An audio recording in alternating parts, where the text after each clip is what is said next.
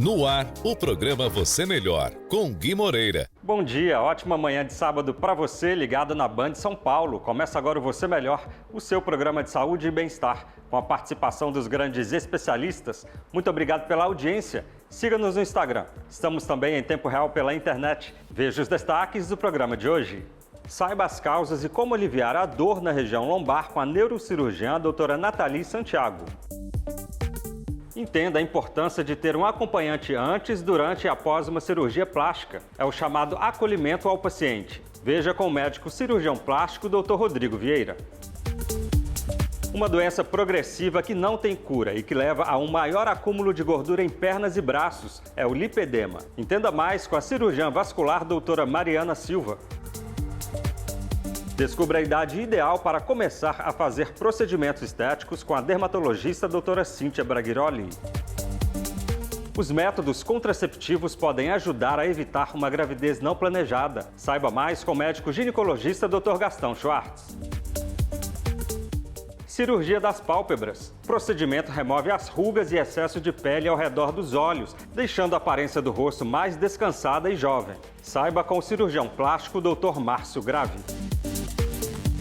Confira 4 mitos e verdades sobre a reposição hormonal feminina com a médica nutróloga doutora Jamie Benfica. Entenda como o câncer de mama pode influenciar na gravidez com a mastologista doutora Mila Miranda. Prótese de mama, um avanço revolucionário na área permite uma recuperação mais rápida, conhecida como R24R. Entenda mais com o cirurgião plástico Dr. Ademir Pelizari Júnior. Agora no Você Melhor na Band SP.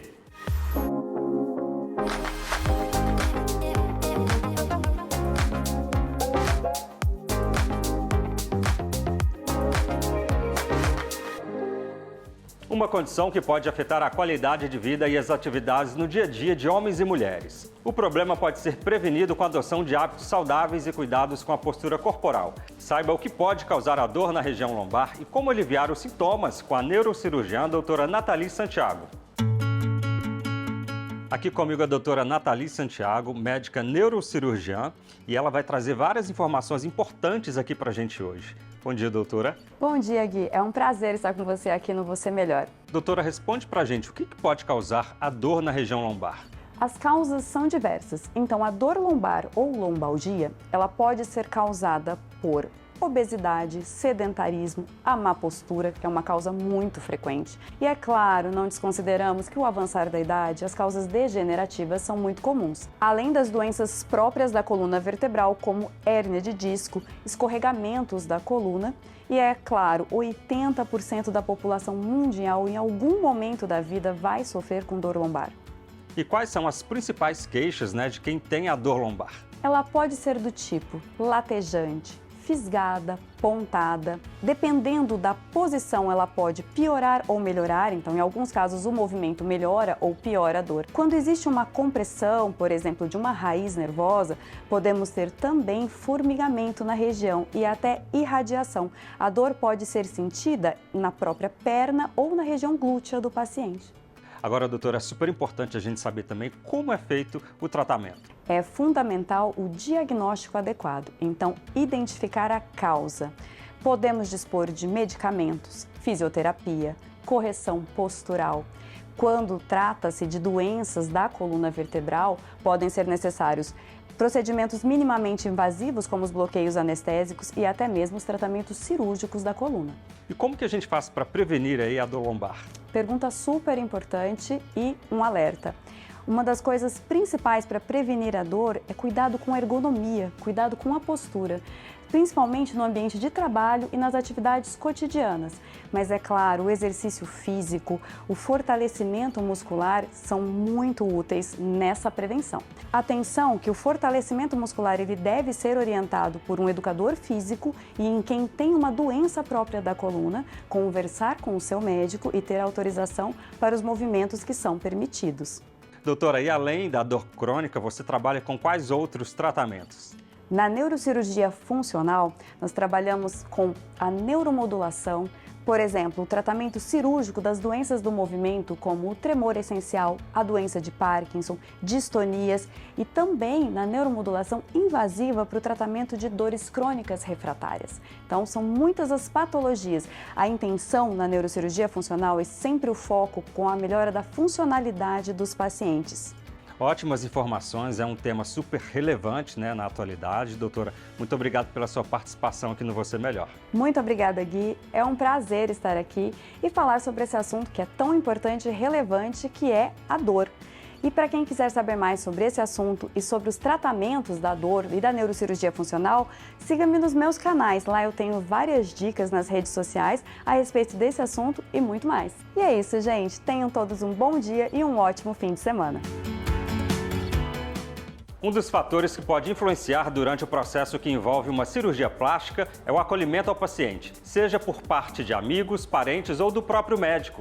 É importante esse apoio para que haja uma maior confiança de que tudo vai dar certo. É o que vamos entender com o médico cirurgião plástico Dr. Rodrigo Vieira. Hoje eu vou falar sobre um assunto que não é propriamente um assunto técnico, mas ele é fundamental. Ele fala sobre o acolhimento das pacientes por parte de familiares, cônjuges e também dos amigos durante todo o processo que envolve a cirurgia plástica, desde o primeiro contato até um pós-operatório tardio. É importante que desde o primeiro momento, desde a primeira consulta, essa paciente ela esteja sendo apoiada. Eu, por exemplo, gosto quando a paciente vem à consulta acompanhada de uma pessoa da confiança dela. Essa pessoa ela vai dividir tanto os ensinamentos com a paciente que a gente vai passar, mas também as expectativas. Nessa hora, nós vamos explicar sobre o que vai ser feito, como vai ser feito, por que vai ser feito daquela forma e também quais possíveis resultados que haverão. A paciente costuma, quando tem esse apoio, entender melhor a parte técnica e também essa parte da expectativa. No dia da cirurgia, nós contamos com uma equipe completa que vai ajudar nesse acolhimento da paciente. A enfermagem, a fisioterapeuta, todos vão fazer parte desse processo. Mas é importante também que essa paciente esteja com alguém que seja próximo da confiança dela também. No pós-operatório, isso é mais importante ainda, porque nessa fase, a paciente ela sente-se insegura, ela está fragilizada, digamos assim. E o resultado, às vezes, ele demora para chegar. A paciente passa por momentos em que a mama fica mais inchada, mais dolorida. Essa é uma fase que tudo ainda está se ajeitando. Então, essa paciente ela passa por esse processo onde ela precisa repetidamente ser reafirmado para ela que aquilo é normal, que ela precisa desse apoio para passar bem por essa parte. Infelizmente, em alguns momentos, a gente percebe que é muito comum as críticas destrutivas. Às vezes, acompanhantes ou amigos, nem por maldade, mas por uma falta de sensibilidade, no intuito de achar que eles estão ajudando, eles acabam criticando o procedimento, o resultado e o andamento de todo esse processo. Para a paciente, isso traz um malefício gigante, nem perto de um benefício. Eu sempre sugiro que estejam próximo ao paciente e próximo ao médico. Esse conjunto tem que funcionar. O importante é o bem-estar da paciente. Então, em ambas as esferas, ela precisa estar bem acolhida. O acolhimento, ele é traduzido como um ato de dar proteção, dar conforto. Ele envolve ética, ele envolve um atendimento individualizado, ele envolve responsabilidade, cuidado e apoio para essa paciente. São medidas de humanização que buscamos aprimorar e difundir cada vez mais. Eu digo sempre que a medicina é uma troca de gentilezas. Por hoje eu fico por aqui, um grande abraço e até o nosso próximo encontro. Dor nas pernas, sensibilidade ao toque, inchaço, formação de bolsas de gordura e alterações na mobilidade. Cuidado, esses podem ser alguns dos sintomas da doença conhecida como lipedema. Ela pode se manifestar de diferentes maneiras e por isso é importante o diagnóstico correto. Saiba mais com a cirurgiã vascular doutora Mariana Silva. Bom dia, Gui. Bom dia para você que me acompanha aqui. Nós já abordamos o lipedema de maneira geral anteriormente. Hoje eu vim falar para vocês sobre os tipos e graus do lipedema e como é feito o diagnóstico dessa doença.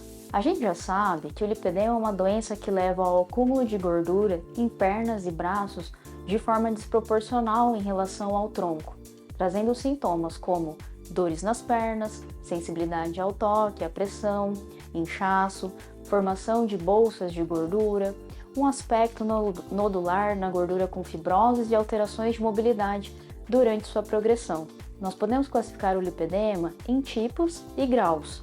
Os tipos de lipedema correspondem às áreas afetadas pela doença, que são Tipo 1, afeta quadril e nádegas. Tipo 2, afetando quadril, nádegas e coxas até os joelhos. O tipo 3 afeta todo o membro inferior, mas pouco os pés, que é uma característica importante da doença. O tipo 4 afeta os braços e o tipo 5, o mais raro, afeta somente do joelho até os tornozelos. Já os graus do lipedema estão relacionados à gravidade da doença, sendo grau 1, apenas desproporção entre membros inferiores e tronco e abdômen, mas a pele ainda é macia e sem nodulações. No grau 2, tem uma maior desproporção e com o aparecimento de nodulações e fibroses, com maior inchaço. Já o grau 3, os nódulos são maiores, a desproporção é maior e o aparecimento de bolsões de gorduras, geralmente em culotes, internos dos joelhos, logo abaixo do joelho, e também a pele, ela é mais engrossada, especialmente em tornozelos. No grau 4, também conhecido como lipolinfedema, o paciente apresenta, além do lipedema, o linfedema associado, com os pés também afetados e a pele bastante esclerosada e endurecida com alterações de coloração. O diagnóstico do lipedema é basicamente clínico, através da avaliação de um vascular com experiência na doença. Muitas portadoras também se identificam com os sinais e os sintomas típicos da doença e nos procuram para confirmar o diagnóstico. Isso a gente chama de autodiagnóstico. Na história clínica dessas pacientes, é muito comum terem passado anos sabendo que tinha algo errado com as pernas, passando por diversos profissionais sem o correto diagnóstico, muitas vezes diagnosticadas com linfedema, obesidade ou simplesmente celulite, e apresentando os sintomas que eu já mencionei antes. A palpação durante o exame físico é importante para avaliar a textura dessa pele e a presença dessa gordura mais nodular. Também através do ultrassom, a gente consegue fazer algumas medições da gordura que, quando positivas, nos dão mais certeza do diagnóstico, especialmente nos graus mais baixos. Por fim, em alguns casos, pedimos exames que nos ajudam no diagnóstico. O lipedema é uma doença progressiva e que não tem cura, mas tem controle e tratamento. Se você tem lipedema, procure um cirurgião vascular com experiência na doença para te ajudar. Por hoje eu fico por aqui. Um grande abraço e até o nosso próximo encontro. Seja para prevenir ou suavizar os sinais do envelhecimento, os procedimentos estéticos estão sendo cada vez mais procurados por quem deseja conquistar uma pele mais jovial e melhorar os aspectos na aparência do rosto e do corpo. Mas será que existe uma idade ideal para começar os tratamentos estéticos? Descubra agora com a dermatologista doutora Cíntia Braghiroli. Bom dia, Gui. Bom dia para você de casa. Hoje vamos falar um pouco sobre os procedimentos estéticos que são cada vez mais procurados e possuem uma demanda que só tende a aumentar. Todos os dias surgem novos produtos e técnicas buscando alcançar os melhores resultados. Mas você sabe para quem eles estão indicados? E com qual idade seria recomendado iniciá-los? Vamos lá! Na verdade, os procedimentos estéticos são indicados para qualquer pessoa que deseja melhorar aspectos específicos na própria aparência, seja por motivos de beleza ou para tratar cicatrizes de acne ou manchas após algumas doenças de pele, por exemplo. Existem muitas opções disponíveis, desde tratamentos minimamente invasivos, como os peelings, toxina botulínica e ultrassom microfocado, até procedimentos um pouco mais invasivos, como preenchimentos de ácido hialurônico, laser, microagulhamento e os fios de PDO. Cada tratamento é personalizado de acordo com as necessidades e queixas do paciente. Sendo assim, não existe uma idade certa para começar a fazer esses procedimentos. Enquanto algumas pessoas começam bem jovens, com o objetivo de prevenir rugas e os sinais do envelhecimento, outras podem procurar as intervenções apenas mais tarde, quando as marcas de expressão já estão aparentes e incomodando. Costumamos recomendar os procedimentos para os pacientes entre os 25 e 30 anos, quando sabemos que começa uma degradação maior das nossas fibras de colágeno da pele e os primeiros sinais de flacidez podem aparecer. Mas o mais importante é que você inicie seus tratamentos quando se sentir preparado e apenas depois de uma avaliação com um profissional qualificado para determinar o procedimento mais adequado para o seu caso. O meu conselho é que você consulte um médico dermatologista certificado que possa traçar um plano que atenda às suas expectativas e necessidades, garantindo resultados naturais e seguros. Um bom sábado a todos e até o próximo programa! A gravidez não planejada pode provocar problemas para a família. Para evitar as surpresas, é possível recorrer aos métodos contraceptivos. A escolha de qual usar vai depender das preferências, do grau de confiança necessário e de considerações médicas. Entenda mais com o médico ginecologista Dr. Gastão Schwartz. Olá, Gui, olá para você que me acompanha aqui. Hoje vamos abordar a contracepção. A contracepção, controle de natalidade, é usada para evitar a gravidez. Os métodos contraceptivos podem ser temporários, por exemplo, pílulas anticoncepcionais ou um dispositivo intrauterino, ou permanentes, destinados para evitar a gravidez permanentemente, como por exemplo a vasectomia, a laqueadura ou a retirada do útero, sendo este indicado somente em doenças associadas que indiquem a sua retirada. Existem muitos métodos contraceptivos. Nenhum é completamente eficaz, mas alguns são muito mais confiáveis do que outros. A eficácia, em geral, depende de qual método é usado e de quão diligentemente a mulher segue as instruções. Assim, a eficácia de um método contraceptivo pode ser descrita de duas maneiras. Sua eficácia na prevenção da gravidez, quando é usada pela maioria das pessoas, se chama uso típico, e a sua eficácia na prevenção da gravidez, quando as instruções de uso são seguidas à risca, que é o uso perfeito. Por exemplo, os contraceptivos orais, as pílulas anticoncepcionais, são muito eficazes se a mulher tomá-las todos os dias, que significa o uso perfeito. No entanto, esquecer-se de tomar algumas pílulas, que é o uso típico, diminui a sua eficácia. Por outro lado, os dispositivos intrauterinos, os DIUs, uma vez inseridos, não precisam de mais nada até precisarem serem substituídos. Assim, o uso típico é geralmente o mesmo que o uso perfeito. As pessoas tendem a seguir as instruções mais fielmente conforme se acostumam com o método. Assim, a diferença de eficácia com o uso perfeito e o uso típico costuma diminuir com o passar do tempo. Além do grau de eficácia, cada método contraceptivo tem outras vantagens e desvantagens. A escolha do método depende da preferência, do grau de confiabilidade necessário e das considerações médicas também.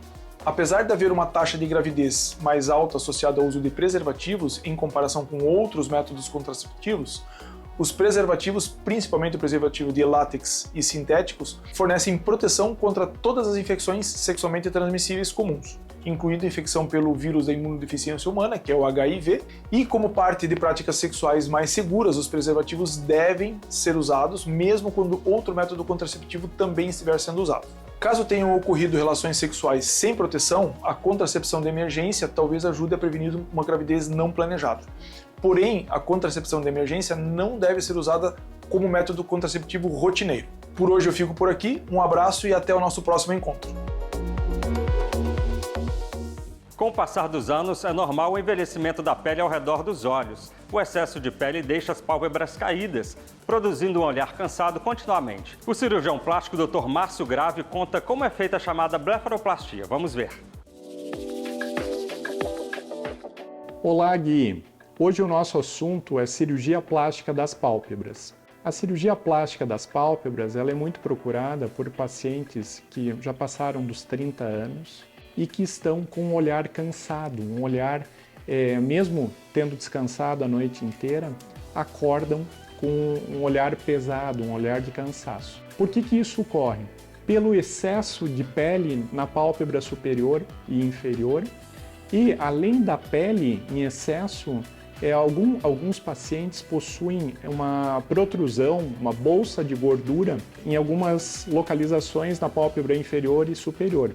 Isso acaba gerando um volume extra e isso acaba produzindo um olhar de cansado. Nas pacientes mulheres, uma das queixas mais comuns que eu recebo é que a paciente fala: eu não consigo me maquiar. A maquiagem borra na parte superior da pálpebra. Para esses pacientes está indicada a cirurgia plástica das pálpebras. As técnicas atuais de blefaroplastia, elas não apenas retiram só a pele, mas elas reposicionam as bolsas de gordura. Isso para que tenha um resultado mais natural. Antigamente, as técnicas antigas, elas retiravam em excesso as bolsas de gordura, produzindo um olhar encovado com o passar dos anos. Com as técnicas atuais, é possível uma maior naturalidade sem ter nenhum sinal de cirurgia plástica.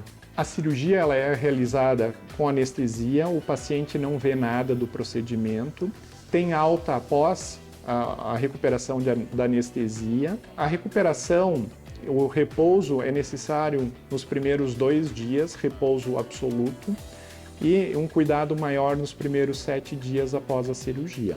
Pode ter inchaço, é normal após qualquer cirurgia, algumas manchinhas roxas que cedem já nos primeiros dias. Você que está incomodado com as pálpebras, se tiver alguma dúvida, entre em contato com a nossa equipe. Fique à vontade de enviar uma mensagem por WhatsApp ou até mesmo pela internet. Por hoje eu fico por aqui, um abraço e até o nosso próximo encontro. Um tratamento que melhora a qualidade de vida da mulher e influencia na saúde óssea, mental e metabólica. Mas a realização da terapia gera dúvidas entre as pacientes. Será que causa câncer? Engorda? Confira os principais mitos e verdades sobre a reposição hormonal feminina com a médica nutróloga doutora Jamie Benfica. Bom dia, Gui. Bom dia para você de casa. Hoje o tema abordado é um dos temas mais solicitados na minha caixinha de perguntas do Instagram. É um tema muito polêmico e que gera muita insegurança na maioria das mulheres. É a reposição hormonal e vou abordar os mitos. O primeiro mito: a reposição hormonal causa câncer. Isso é um grande mito. Esse erro conceitual ocorreu após um trabalho realizado em 2002 que fez um tratamento com hormônios retirados de éguas prenhas e hormônios sintéticos totalmente diferentes dos produzidos pelo corpo da mulher. Quando usamos hormônios isomoleculares, ou seja, iguais aos produzidos pelo nosso corpo, a reposição hormonal não causa câncer. Outra pergunta: a reposição hormonal engorda, doutora? Esse é o segundo maior mito.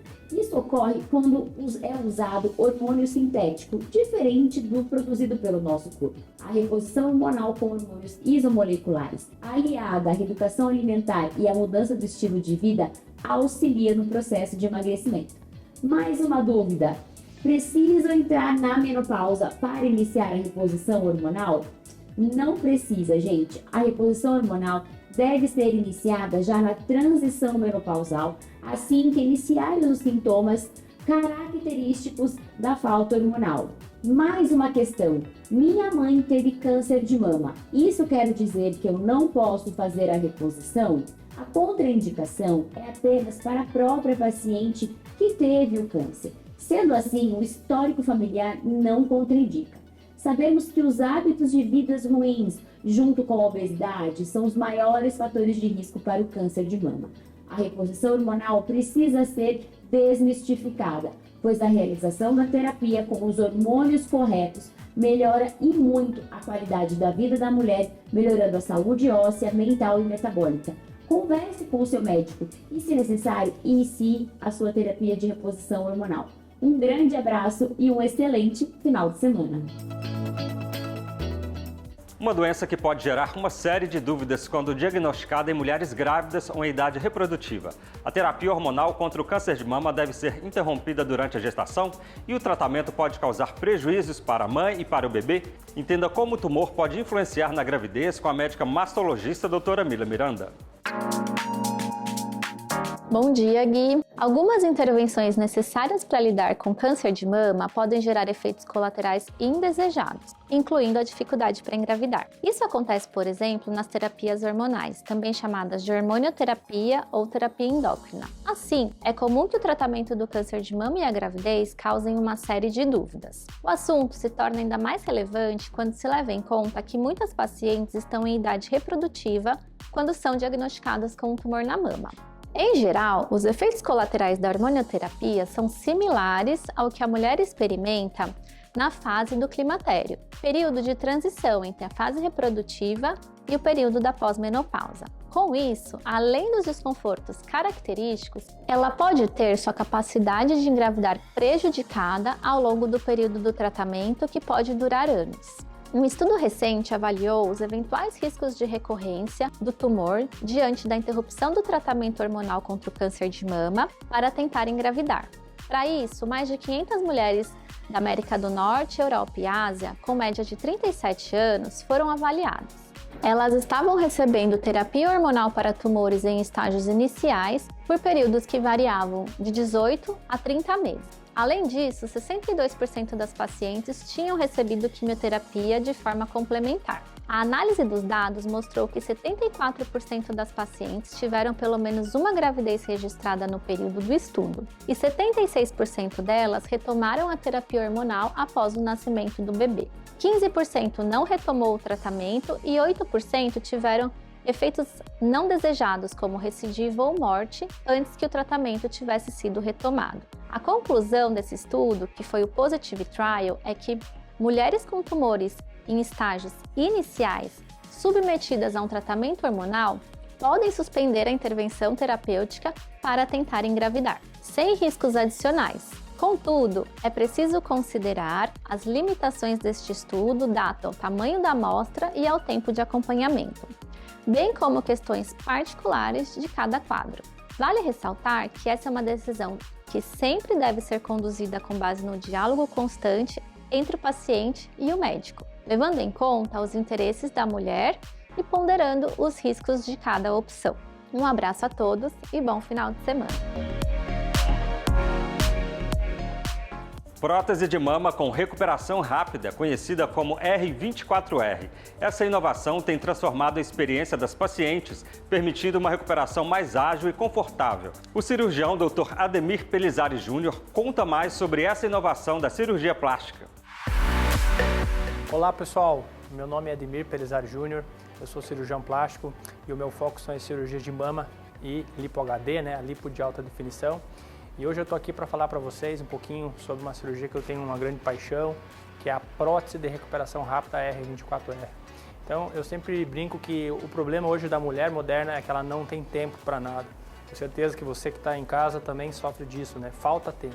E antigamente a cirurgia de mama, a prótese, a mulher precisava ficar um mês sem poder voltar às atividades, sem poder trabalhar, e isso impedia ela de realizar esse sonho. Então hoje a prótese R24R a gente encurtou esse tempo. Então não foi algo de uma hora para outra, foi algo que foi sendo lapidado ao longo dos anos e a gente conseguiu construir um protocolo, que é a prótese de recuperação rápida R24R. E nesse protocolo a paciente consegue já após 3 horas, no final da cirurgia, em 3 horas, ela já consegue ir para casa de alta hospitalar e ela já consegue mexer nos cabelos desde o primeiro dia. Então isso é algo que não tem preço, E aí, após 24 horas, ainda tem a cereja em cima do bolo. O que é isso? Após 24 horas, ela pode dirigir e ela pode erguer até 15 quilos. Então, você poder, após 24 horas, você poder voltar ao trabalho, você poder dirigir e você poder erguer um peso até 15 quilos, isso daí realmente é um grande avanço na cirurgia de mama.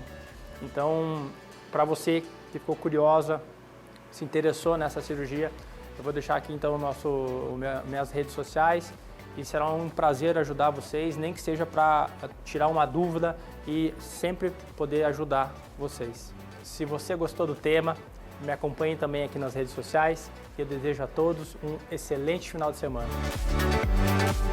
O Você Melhor deste sábado vai ficando por aqui. Quero agradecer à nossa parceira, Romanza Moema. Siga no Instagram. Confira as nossas edições locais no interior de São Paulo, Minas Gerais, Paraná e Santa Catarina. Para rever, escaneie o QR Code que está aqui na tela. Você Melhor, os grandes especialistas passam por aqui. Nos vemos na próxima semana aqui na tela da Band de São Paulo. Até lá!